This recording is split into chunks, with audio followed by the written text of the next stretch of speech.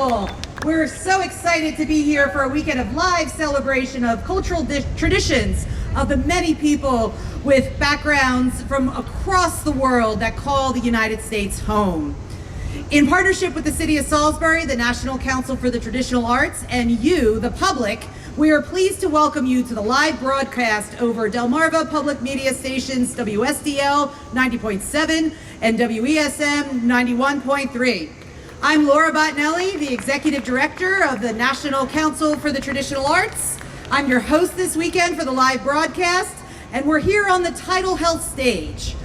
In the spirit of the excitement of let's get this show started, I'm pleased to introduce my friend and longtime collaborator, Mayor Jake Day.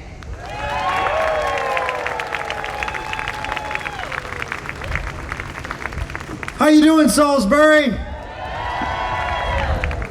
Are you ready for a show? Well, look, my friends, it is my pleasure to officially welcome you to the last year of the National Folk Festival hosted in Salisbury, Maryland. Oh, no, don't be too sad, because I will remind you that when the National has to move on, the party stays. We will continue to have a good time here in Salisbury. I want to take you back to 2017, when the National Council for the Traditional Arts announced that Salisbury, Maryland would become the host city for 3 years of the National Folk Festival. What they failed to mention was that if there was a pandemic, it'd stick around for 5. After that, what they told us was they were looking for a city on the rise. And if I can tell you anything, I tell you to look to your right, and maybe over the top of that building you can see a city that is indeed on the rise. Our psyche has changed, our skyline is changing, and our soul has changed, all for the better, thanks to the infusion of life back in the center of our city. It has happened, yes. It happens at our Third Friday events, it happens at our amphitheater concerts, it happens on our main street, it happens in our new Riverfront Games Park, it happens in our new Labyrinth, and it happens right here at the National Folk Festival.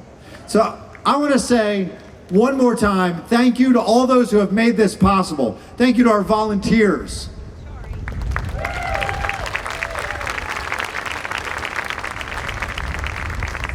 Thank you to the many donors and sponsors who have made this a free festival for all to attend.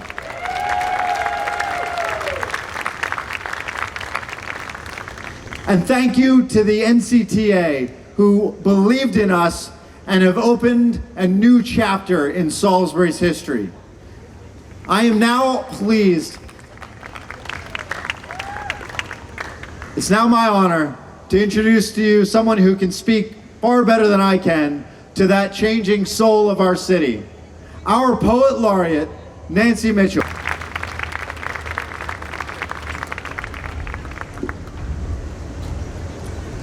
Hello everyone. It's such an honor to be here opening the National Folk Festival. Welcome back. Welcome to Salisbury, a city of dreams, where everything you see first had its seed in a dream, even how we all came to be here at the National Folk Festivals last year. In 2019, Ms. Laura Bottinelli woke in the night from a dream of a future 2018. Folks coming from far and wide to celebrate our country's folk life traditions. So by the light of the moon, she made a plan to bring the National Folk Festival to our town. Mayor Jake approved, hands down. But he decreed we need a director with the heart of a lion, tenacity of a bull, to pull off this formidable endeavor. But most of all, it must be one who cares deeply for our city. And as he spoke, from the mouth of a blue heron floating overhead dropped the name of Caroline O'Hare. Before Ms. O'Hare even rolled up her sleeves, she rallied around her a Dream City team. Wise as an owl, she well knew that without teamwork, dreams don't come true. So in 2018, a tradition began. In late summer, festival tents spring up from the ground. Streets are swept and scoured clean. The face of the clock is polished to gleaming, to welcome all to our bright city on the hill, where banners declare, we are all equal here. The hour has come for the magic to begin.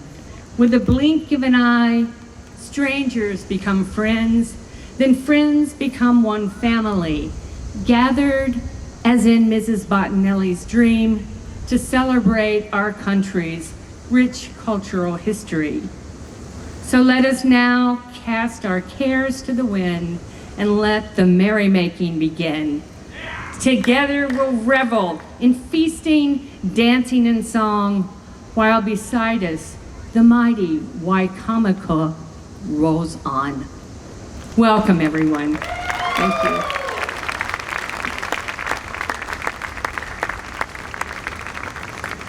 Thank you, Nancy. Always beautiful what you share with us at the start of these festivals.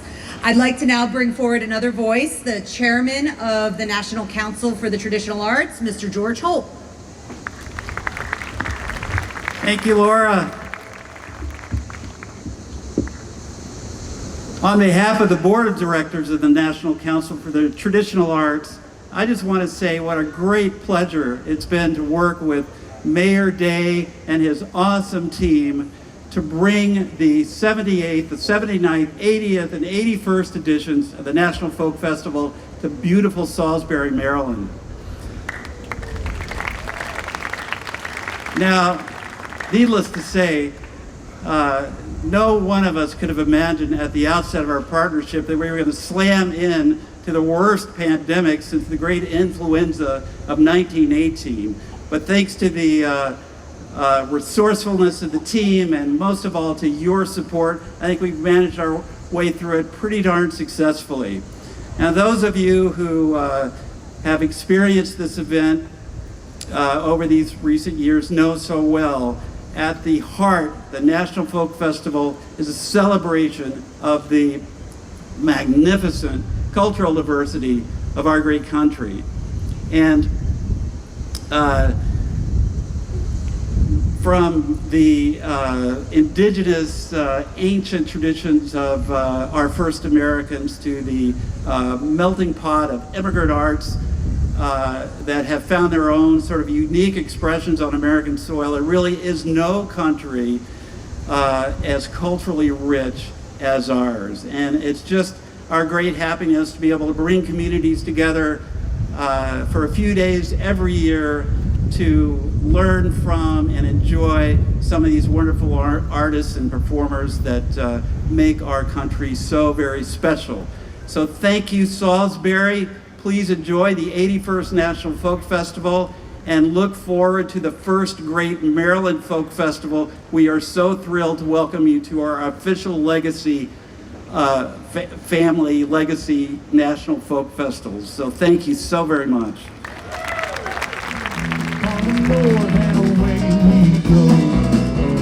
Riding, roping, loping, laughing, I don't know who's trail. When the day is done, we'll have our fun, telling tall ones and singing old songs.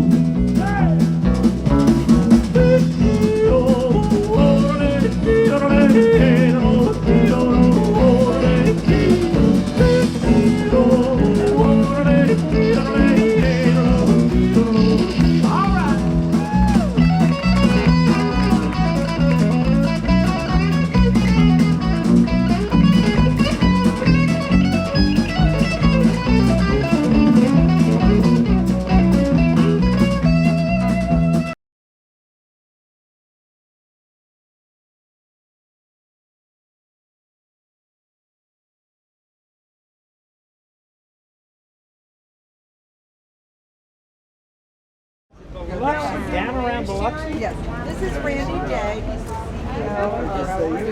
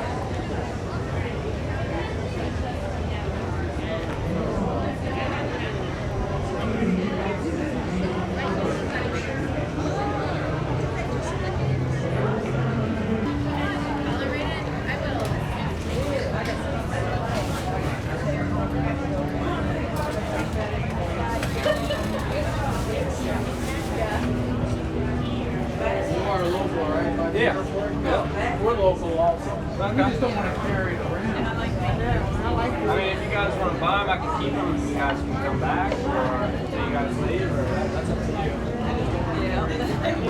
So I bought it with my own money and I regret it.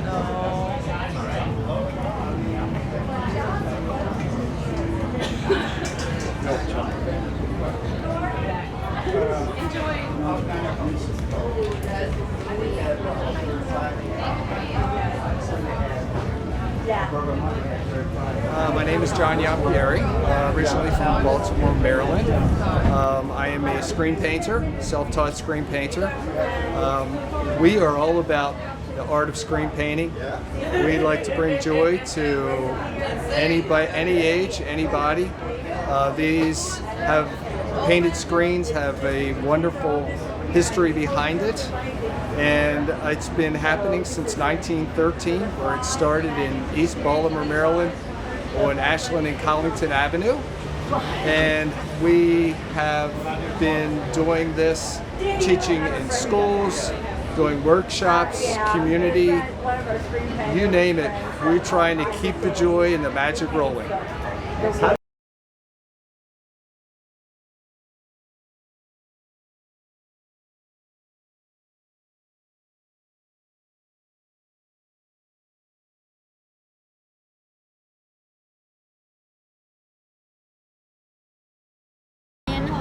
There,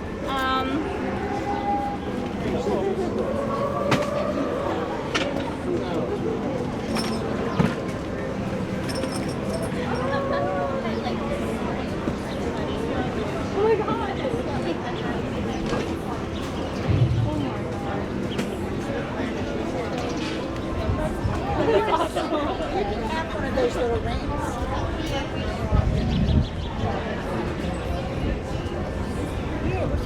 I take it away right now. He's gonna put it on the market. I think he told me that the sign is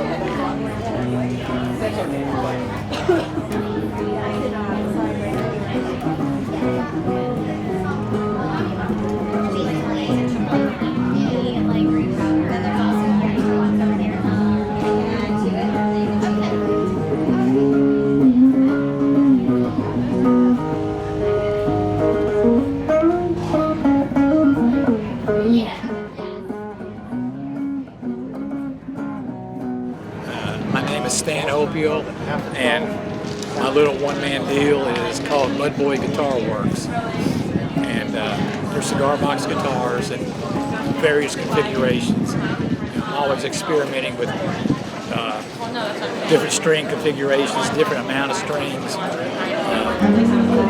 and different kinds of pickups. I got into it about 20 years ago when I went back to Memphis when my mother died, and I hooked up with some old musician friends. And I decided, since I can't play, at least I can build. And so I started building them, and it took about 2 months before I got one that actually worked. And they've been evolving in the last 20 years. The boxes are cigar boxes. I try to use reclaimed wood when I can find it. Otherwise, it's to the hardware store, and I use generally red oak. So I cut the net blank, set it up where it'll fit in the box, and then I do all the fret work and I do all the carving on the neck myself. Try to use as many found objects as possible, keeping tradition with the Depression in the 30s when people were building them out of what they could find. It takes the regular acoustic electric version takes about a week to make. The special models, the fully electric ones, and some of the oddballs that I've got can take 2 or 3 weeks to build. So the regular 1/4-inch bolt is my nut. The eye bolt and a piece of wood is my bridge and saddle. I can't keep it in tradition of what I can find. The sink strainer is nothing but eye candy. It makes the sound hole look pretty. People say, what does it do? What does it do? It does nothing but looks pretty.